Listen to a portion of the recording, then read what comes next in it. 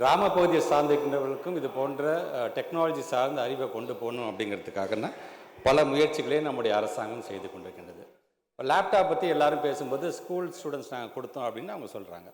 2019 ஒரு 2.25 லட்சம் லேப்டாப்பை கொடுக்க முடியாமல் தான் அங்கே போனாங்க. அதுக்கு பல காரணங்களையும் அவங்க சொன்னாங்க. ப்ராக்டிக்கலாகவும் நிறையா பேசினாங்க. இங்கே பேசிய நம்மளுடைய சட்டமன்ற உறுப்பினர் முனுசாமி அவர்கள் சொல்லும்போது கூட இன்ஃப்ராஸ்ட்ரக்சர் சார்ந்து இப்போ அந்த லேப்டாப் சார்ந்து பல்வேறு கருத்து ஒன்றே ஒன்று மட்டும் நான் சொல்கிறேன். நான் இன்றைக்கு எங்களுடைய ஸ்கூல் ஸ்டூடெண்ட்ஸுக்கு கிட்டத்தட்ட பார்த்திங்கன்னா ஒரு 520 கோடி ரூபாய் மதிப்பீட்டில் கிட்டத்தட்ட 8209 high school and higher secondary school எல்லா இடத்துலையும் நாங்கள் ஹைடெக் லேப் நம்ம வந்து முழுமையாக நம்ம கொண்டு வந்துட்டோம். இது மட்டுமல்ல, கிட்டத்தட்ட ஒரு 450 கோடி ரூபாய் மதிப்பீட்டில் 22,931 ஸ்கூல்ஸில் ஸ்மார்ட் போர்டை நம்ம கொண்டு வந்துட்டோம். ஸோ உலகத்தில் என்ன ட்ரெண்ட் வந்தாலும் அடுத்த நிமிஷம் எங்கள் பிள்ளைங்க அதை உடனடியாக பள்ளிக்கூடத்தில் பார்க்குற அளவுக்கான எல்லா இன்ஃப்ராஸ்ட்ரக்சரையும் நம்ம கொண்டு வந்துட்டோம்.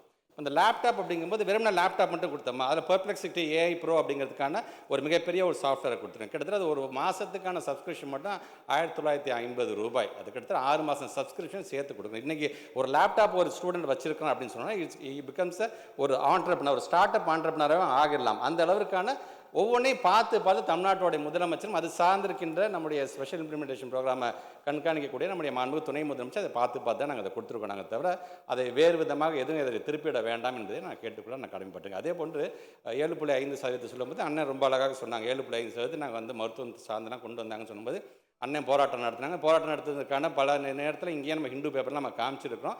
சரி, எல்லாரும் சேர்ந்து இன்றைக்கி அந்த மாணவ சமுதாயம் நல்லா இருக்கணுங்கிறதுக்காக நல்லா கொண்டு வந்துட்டோம். தமிழ்நாட்டு முதலமைச்சர் வந்தது பிறகு 7.5% மருத்துவத்துக்கு மட்டும் இருக்கக்கூடாது, தொழிற்கல்வி சார்ந்து இப்போ அண்ணன் சொன்ன மாதிரி அது சட்டமாக இருந்தாலும் சரி, மீன் வளமாக இருந்தாலும் சரி, அக்ரியாக இருந்தாலும் சரி, இன்ஜினியரிங்காக இருந்தாலும் சரி, எல்லாத்துக்கும் அது பொறுத்துக்கிற அளவுக்கு நம்ம கொண்டு போகணும் அப்படி தான் நாங்கள் ஆசைப்படுறோம். ஸோ கொண்டு வரைக்கும் திட்டம் நல்ல திட்டம் அவங்க கொண்டு வந்துட்டாங்க, அதை நம்ம மூடி மறைச்சணும் இல்லாமல் அதை அடுத்த கட்டத்துக்கு என்ன கொண்டு போகணும் தான் நம்முடைய அரசாங்கம் நினைக்கணும். அது மட்டும் இல்லை, அதற்கான கவுன்சிலிங்காக பஸ்ஸை பிடிச்சி இங்கே வந்தாங்கன்னா கூட அந்த பஸ்ஸு செலவையும் சேர்த்து நாங்கள் ஏற்றுக்கிறோம். அவங்களுக்கான ஹாஸ்டல் செலவையும் நாங்கள் சேர்த்து ஏற்றுக்கிறோம். அவங்களுக்கான கல்வி கட்டணம் முழுவதையும் இந்த அரசாங்கம் ஏற்றுக்குது அப்படின்னு நாங்கள் சொல்கிறோம். ஸோ ப்ரீமியம் இன்ஸ்டியூஷன் சேர்ந்ததை பற்றி கூட நம்ம முனுசாமி என்ன பேசும்போது சொன்னாங்க, இதன் மூலமாக பல பேர் வந்து பல உயர்கல்வியில் ஏன் MM இன்ஸ்டியூஷன் கூட சேர்ந்துருக்காங்க அப்படின்னு சொன்னாங்க. ஆனால் ப்ரீமியம் இன்ஸ்டியூஷன்ஸ் அப்படின்னு பார்க்கும்பொழுது அத்திப்பூத்த மாதிரி நம்ம அரசு பள்ளியை சார்ந்திருக்கிறவங்க 2 பேர் 3 பேர் சேர்ந்தது பெரிய விஷயமாக இருந்தது.